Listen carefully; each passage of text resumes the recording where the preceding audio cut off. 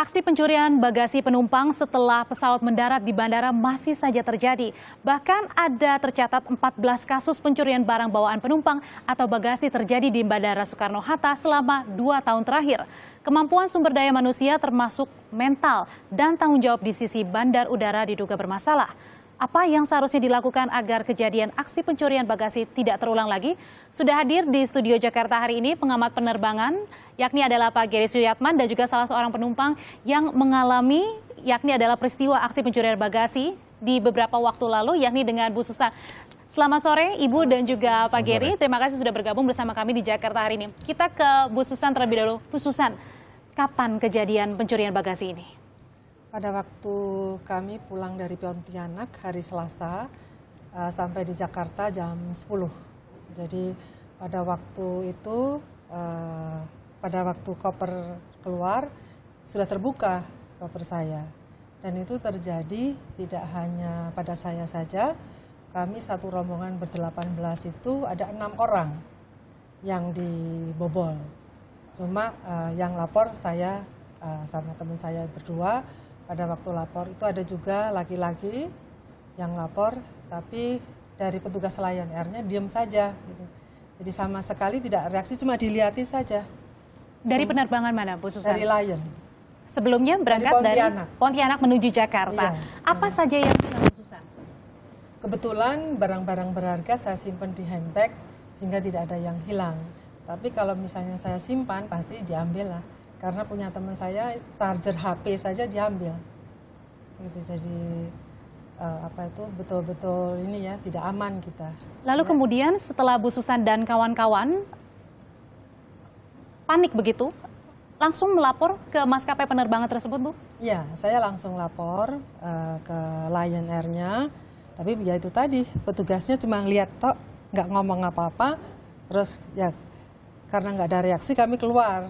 Waktu keluar ada keamanan bandara, saya ngomong kepada keamanan bandara, baru setelah dengan keamanan bandara ke dalam lagi, baru itu dicatat. Tadinya cuma dilihat saja.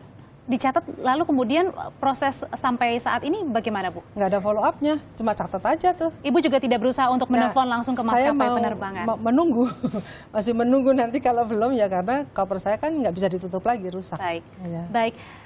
Pak Gary, kemudian ini bukan pertama kalinya terjadi. Bagasi diobrak-abrik oleh para petugas. Yang terakhir kali juga 4 tersangka sudah ditetapkan gitu Pak di bulan Januari. Ini artinya ada yang tidak beres dengan kualitas dari para pekerja maskapai penerbangan di Indonesia. Ya, di mana ada kesempatan, disitulah akan ada yang mengambil keuntungan, istilahnya itu. Ibu Susan, apa yang dilakukan Ibu Susan sudah benar, dalam arti barang-barang berharga tidak ditaruh di dalam. Tapi kalau masih ada yang melakukan itu, berarti masih ada orang yang meletakkan barang berharga di bagasi.